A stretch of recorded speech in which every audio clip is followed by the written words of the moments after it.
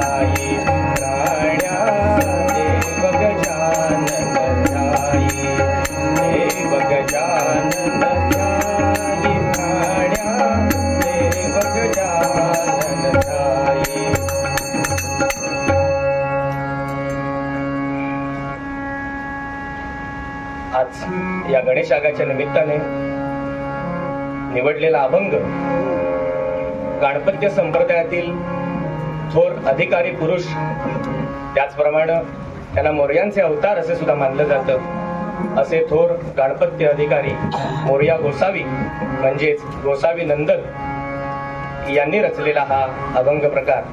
त्यांनी अनेक प्रकारच्या स्फुट काव्य रचलं, अनेक प्रकारच्या रचना केल्या, अनेक प्रकारचे अभंग केले. आता अभंग म्हणजे काय? जे वर्षानुवर्षे युगानुयुगे जे अभंग असतात आणि म्हणून ते अभंग असतात आणि म्हणून ते अभंग असतात. तर मोरया गोसावींचा अधिकार असा की मंदिर बंद झाल्यानंतर सुद्धा साक्षात भगवंत त्यांना मंदिराच्या बाहेर येऊन प्रत्यक्ष रूपाने भेटला, असे थोर अधिकारी मोरया गोसावी महाराज. आता आपण नेहमी आरती म्हणतो. कोणती आरती म्हणतो? तर ती त्यांनीच केलेली रचना आहे. जय जय जी गणराज विद्या सुखदाता धन्य तुम्हारो दर्शन मेरा मन रमता जय देव जय देव. आपण रोज नेहमी ही आरती म्हणत असतो. ही आरती त्यांनीच केलेली आहे. म्हणजे शेंदूर लाल चढायो अच्छा गजमुख को दोन दिल लाल विराजे सुत गौरी हर को हाथ लिए गुड लड्डू साई सुरवर को महिमा कहे न जाय लागत हो पद को जय जय जी गणराज विद्या सुखदाता. अशा अनेक प्रकारच्या रचना त्यांनी केलेल्या आहेत. त्याचप्रमाणे अगदी सांगायचं झालं, आपण मंगलमूर्ती मोरया असा जो जयघोष करतो तेव्हा साक्षात भगवंताने आपल्या मोरया गोसावींना आशीर्वाद दिलाय. आपले गणराज आहेत ते भक्ताभिमानी आहेत, त्यांनीच मोरया गोसावींना आशीर्वाद दिलाय की हे मोरया, माझ्या बरोबर तुझं नाव घेतलं जाईल.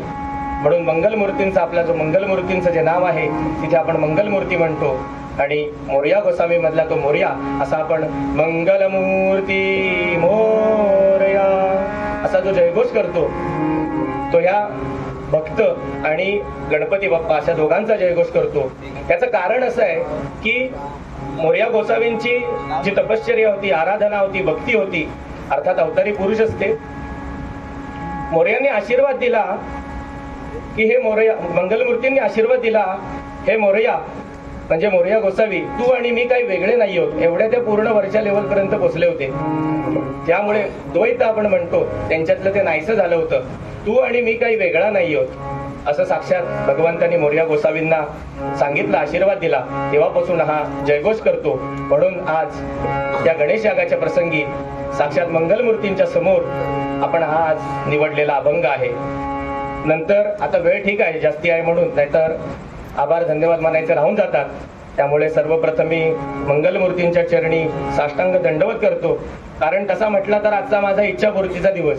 लहानपणापासून जेव्हा कीर्तनाला यायचो तेव्हा असं वाटायचं नाही आपण पुजारी घराण्यातले आहोत. चैतन्य गणवटकर, माझं नाव कुणाला या व्यक्तींना माहिती नसेल इथे आलेल्या, तर पुजारी घराण्यातले आहोत, तर आपण सुद्धा एकदा मंगलमूर्तींच्या समोर कीर्तन सेवा सादर करावी.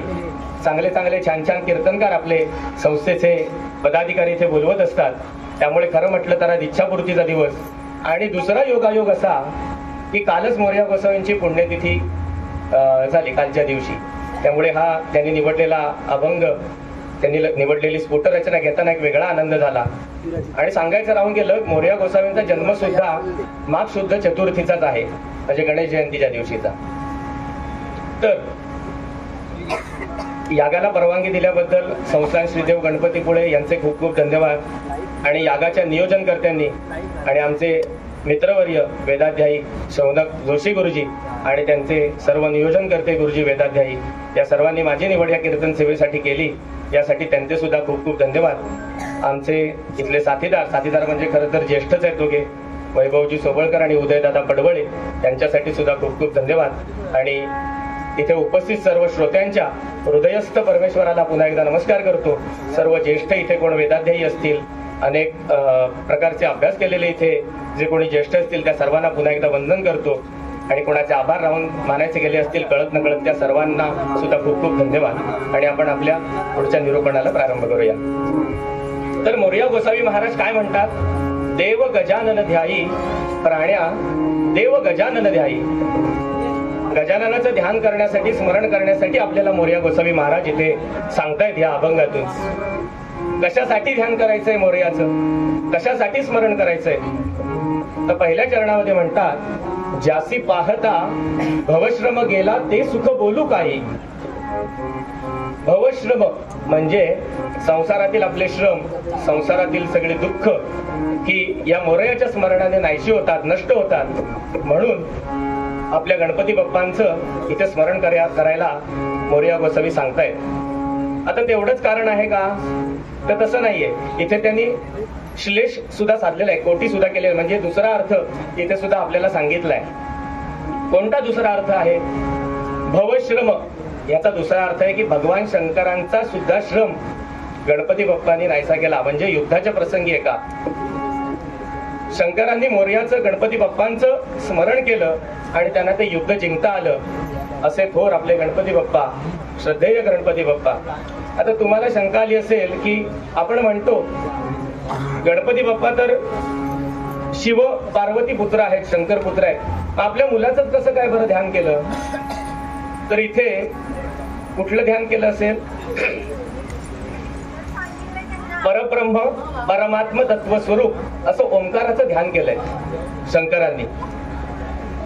म्हणजे आता तुम्ही म्हणाल्याला काय प्रमाण आहे, साक्षात तुकोबारायांनी सांगून ठेवलंय, अकार तो ब्रह्मा, उकार तो विष्णू, मकार महेश जाणियेला, ऐसे तिन्ही देव जेथोनी उत्पन्न, तो हा गजानन माय बाप.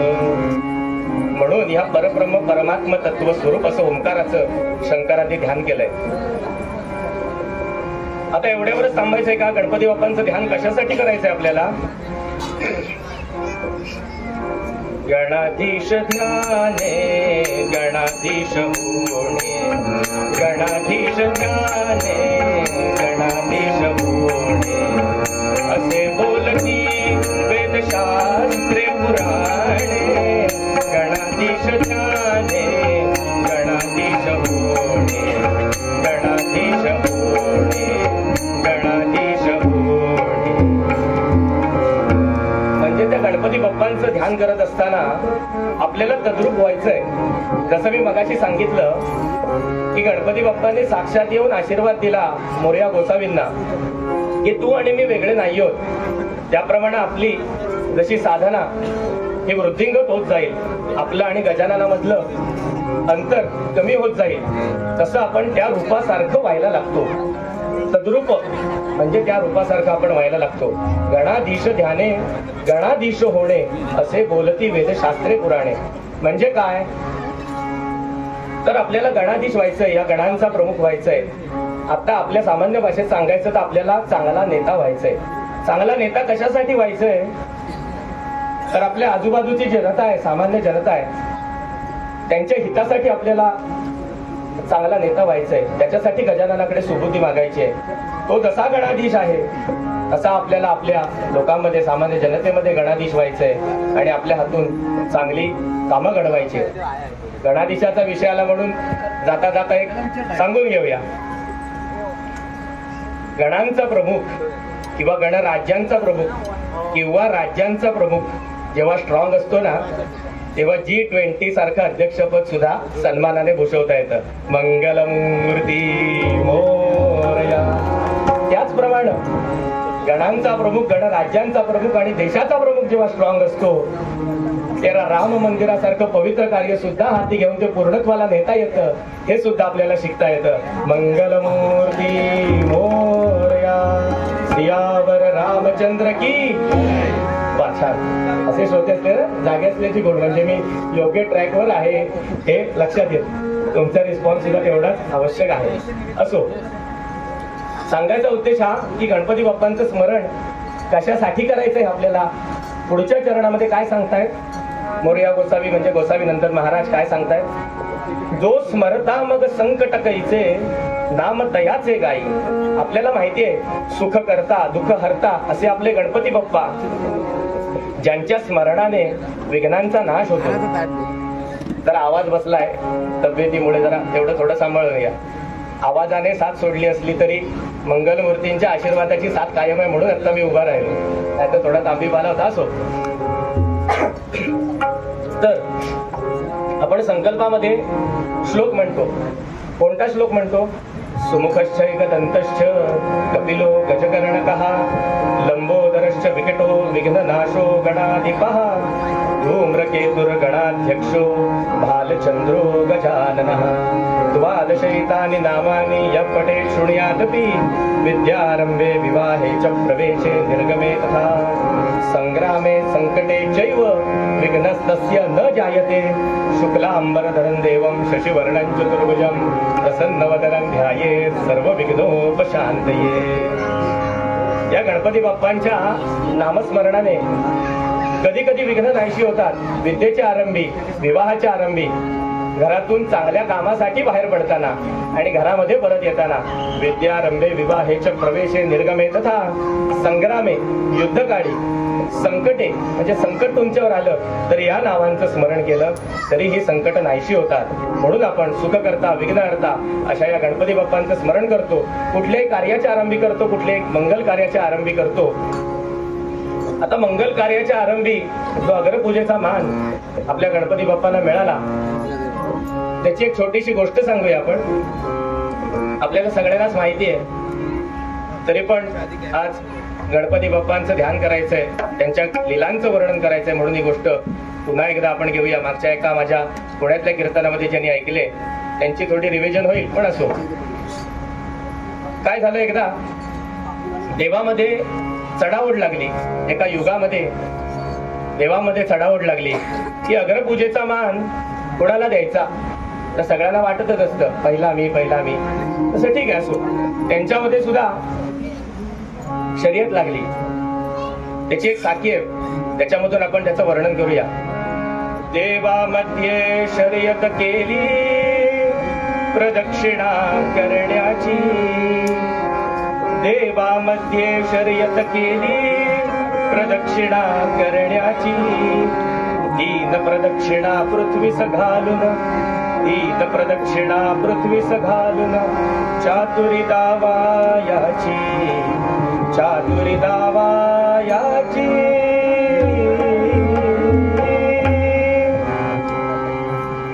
तर देवामध्ये शर्यत लागली आणि ठरलं काय? काहीच ठरलं नाही. हा वाद गेला ब्रह्मदेवांच्या कोर्टामध्ये. ब्रह्मदेवांनी सांगितलं की जो सर्वप्रथम पृथ्वीला 3 प्रदक्षिणा घालून पूर्ण करेल त्याला अग्रपूजेचा मान मिळेल. झालं, वेळ कमी होता. सर्वजण म्हणाले आपण जाऊया. तर सगळेजण गेले पृथ्वी प्रदक्षिणेला. इथे आपल्या गणपती बाप्पांनी अचूक हेरलं. त्यांनी आपले आई वडील शंकर आणि पार्वती यांना 3 प्रदक्षिणा घालून पूर्ण केल्या आणि ब्रह्मदेवांच्या समोर येऊन उभे राहिले. नंतर सर्व देवगण तिथे उपस्थित झाले. काय केलं होतं गणपती बाप्पांनी? माता पित्या ते वंदुनी 3 प्रदक्षिणा पृथ्वीस घालुनी, गणेश आला सभास्थानी, बुद्धिदाता शोभला. हा म्हटला तो ओवी प्रकार. तर गणपती बाप्पांनी आपल्या आई वडिलांच्या भोवती, शंकर पार्वतींच्या भोवती 3 प्रदक्षिणा घालून पूर्ण केल्या आणि तोपर्यंत सर्व देव तिथे उपस्थित झाले आणि सर्वांनी एकमुखाने मान्य केलं, एक निर्णयाने मान्य केलं की गणपती बाप्पांना आपण अग्रपूजेचा मान द्यायला हवा. आणि तेव्हापासून आपण कोणत्याही मंगल कार्याच्या आरंभी गणपती बाप्पांचं स्मरण करतो. त्याच्यातून या गोष्टीतून काय घ्यायचंय तर गणपती बाप्पांचा धर्मशास्त्राचा अभ्यास किती सूक्ष्म आहे. अर्थात साक्षात बुद्धिदाताच ते, तरी पण आपल्याला शिकायचं झालं तर हे शिकता येतं. त्याचप्रमाणे आई वडिलांचा सांभाळ कसा करायचा हे आपल्याला त्यातून घेता येतं, किंवा त्यांचा आदर कसा करायचा हे त्यातून घेता येतं. बुद्धी चातुर्य आहेच, व्यवहार चातुर्य आहेच, त्या सगळ्या गोष्टी आपल्याला या कथेतून घेता येतात. यासाठीच मोरया गोसावी म्हणतायत की गणपती बाप्पांचं नामस्मरण करा. त्याची एक आर्या प्रसिद्ध आहे. कोणती आर्या आहे? नाम सदा बोलावे, नाम सदा बोलावे, ध्यावे गावे जनासी सांगावे, हाची सुबोध गुरूंचा, हाची सुबोध गुरूंचा, नामा परते न सत्य मानावे रामा. आत्ताच्या आलेला एवढं बस काय होते ना. एवढ्या सगळ्यासाठी आपल्याला मोरया गोसावी म्हणताय, ज्यासी पाहता भवश्रम गेला ते सुख बोलू काही, तो स्मरता मग संकट कैचे नाम तयाचे गाई. आणि शेवटच्या चरणामध्ये म्हणताय, गोसावी नंदन तनु मने वाचा, विनटे ज्याच्या पायी. म्हणजे ही सगळी सुख आपल्याला जरी मिळाली तरी आपण गणपती बाप्पांचे चरण हे विसरायचे नाहीये. त्यांच्या नावामधून काय काय शिकता येतं आपल्याला. आता माहितीये गजानन हे गणपती बाप्पांचं नाव आहे. गज आहे आनंद ज्याचा असा तो. हत्तीचे मस्तक वगैरे आपल्याला सगळी नावं माहिती आहेत, पण ही सगळी नावं आहेत, त्यातून आपल्याला शिकण्यासारखं काय काय बऱ्याच गोष्टी आहेत. म्हणजे आपल्याला हत्तीच्या मस्तकाप्रमाणे संकटांवर धडक द्यायची आहे. हत्तीचं मस्तक विशाल असतं, डोळे त्या तुलनेने सूक्ष्म असतात, परंतु जमिनीवरची छोटी गोष्ट सुद्धा हत्तीला दिसत असते. त्याप्रमाणे आपला अभ्यास हा सूक्ष्म हवा. त्याचप्रमाणे शूर्पकर्ण हे दुसरं नाव आहे. आपल्याला वरवर पाहताना असा अर्थ वाटतो की सुपासारखे कान असलेला. तर आपण सर्वजण गणपतीपुळ्यातले आहोत, त्यामुळे आपल्याला सूप, पकडण्याचं सूप म्हणजे काय हे वेगळं सांगायला नको. काही जणांना, मोठ्या हायफाय लोकांना सूप म्हणजे फक्त मंगलमूर्ती मोरया. या सुपाचा उपयोग, उद्देश काय? पकडण्यासाठी. नको ती जे टरफलं वगैरे आहेत ती बाहेर टाकली जातात आणि हव्यात त्या गोष्टी आपल्या सुपात राहतात, धान्य. त्याचप्रमाणे कोणी किती काही बोलो, आपल्याला चांगलं तेच आपल्या कानातून आपल्या बुद्धीपर्यंत न्यायचंय. ते आपण सगळ्यांनी करायचंय. या गादीवर जरी उभा असलो तरी माझ्या सकट मी सगळ्यांना सांगतोय. नाहीतर इथून पुढे दुसरीकडे गेल्यानंतर लगेच कोणीतरी परत ते असो.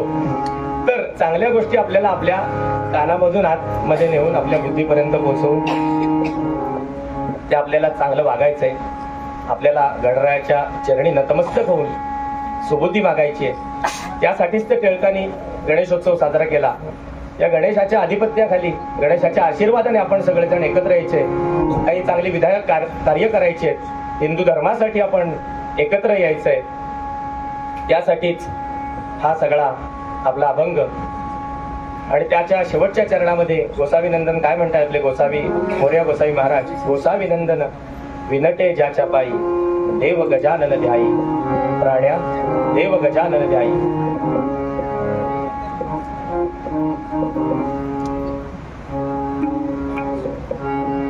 हे सगळं करत असताना, सुबुद्धी मागत असताना पहिल्या चरणाचा आपण पुन्हा एकदा आढावा घेऊया आणि आपली कीर्तन सेवा मंगलमूर्तींच्या चरणी अर्पण करूया. त्यासाठी मोरया गोसावी काय म्हणतात. देव गजानन ध्यायी, प्राण्या देव गजानन ध्यायी, देव गजानन ध्यायी, प्राण्या देव गजानन ध्यायी, देव गजानन ध्यायी, प्राण्या देव गजानन ध्यायी.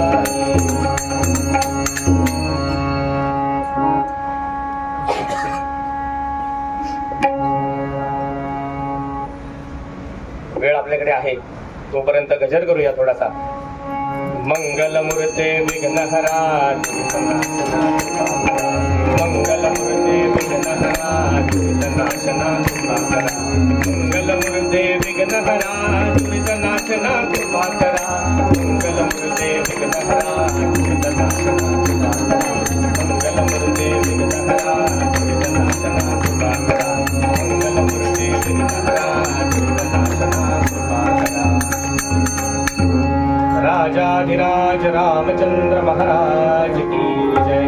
पुंडलीक वरदा हरि विठ्ठल श्री ज्ञानदेव तुकाराम, पंढरीनाथ महाराज की जय.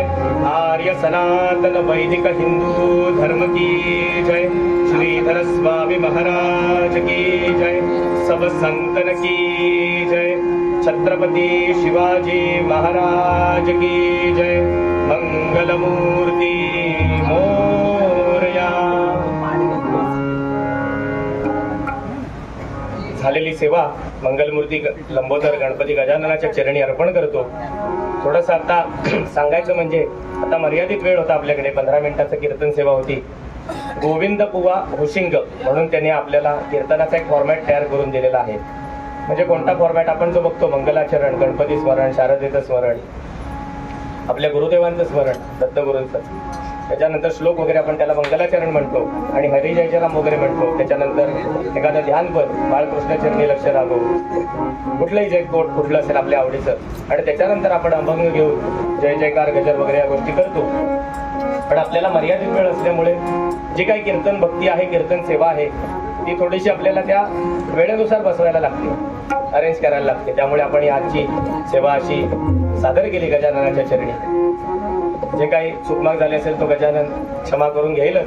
तुम्ही सुद्धा आज सर्वजण आवर्जून उपस्थित राहिलात, प्रेमापोटी उपस्थित राहिलात, त्यासाठी पुन्हा एकदा सर्वांचे खूप खूप धन्यवाद. मंगलमूर्ती मोरया. सदा सर्वदा योग तुझा घडावा, तुझे कारणी देह माझा पडावा. उपेक्षू नको गुणवंता अनंता, रघुनायका मागणे हेची आता. मोरया मोरया मी बाळताने, तुझीच सेवा करू काय जाणे. अन्याय माझे कोट्यानुकोटी, मोरेश्वरा बा तू घाल पोटी. जय जय रघुवीर समर्थ.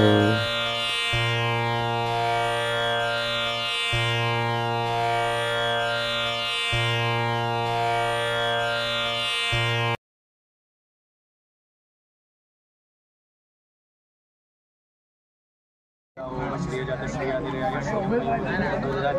श्रियं वसाना अमृतत्वमायन भवन्ति सत्या सविता वितदेव श्रिय एवं श्रिया मानदाति संकटमृषा वषट्कृत्यो संतत्यै संधीयते प्रजया पुष्टिये संपदा मेव सर्वज्योतिं श्रीरादिभ्यां प्रदेवयतः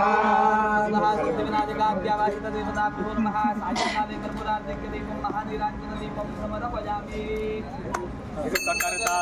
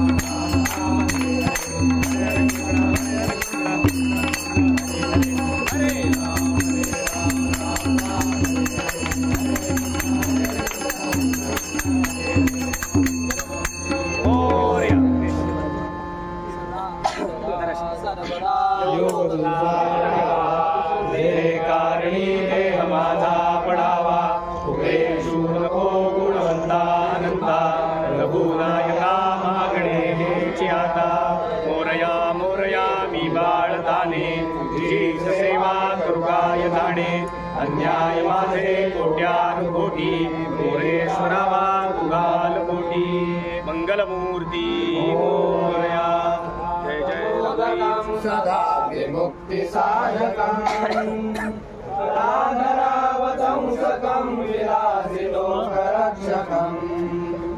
अनायकैकनायकं विनाशिदेवदैत्यकम् हताशुभाशुनाशकं नमामि तं विनायकम् न वेदरादिविकरं न बोधिताय प्रभास्वरम् न मत्सुरारिनिर्जरं न राधिकावदुद्धरम् सुरेश्वरं निधीश्वरं गणेश्वरं गणेश्वरं महेश्वरं तमाश्रये परात्परं निरन्तरम् समस्तलोकशङ्करं निरस्तदैत्यकुञ्जरम् नरेतरोदरं वरं वरे भवक्रमक्षरम् कृपाकरं क्षमाकरं मुदाकरं यशस्करम् नमस्करं नमस्कृतां नमस्करोमि भास्वरम्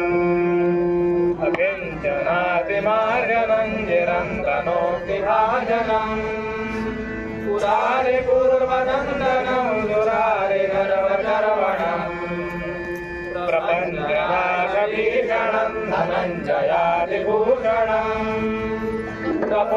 तपोददानवारणं भजे पुराणवारणम् नितान्तकान्तदन्तकान्तमन्तकान्तकात्मजम् अजिङ्क्यरूपमन्तहीनमन्तराय कन्दरम् हृदन्तरे निरन्तरं वसन्तमेव योगिना त्वमेकदन्तमेव तं विचिन्तयामि सन्ततम् महागणेश पञ्चरत्नमादरेण योऽन्वहम् प्रगल्भति प्रभातके हृदि स्मरन् गणेश्वरम् अरोगतामदोषताम् सुपुत्रताम् समाहितायुरष्टभूरिमभ्युपैति सोचिराम् नमामि तं विनायकं नमामि तं विनायकम्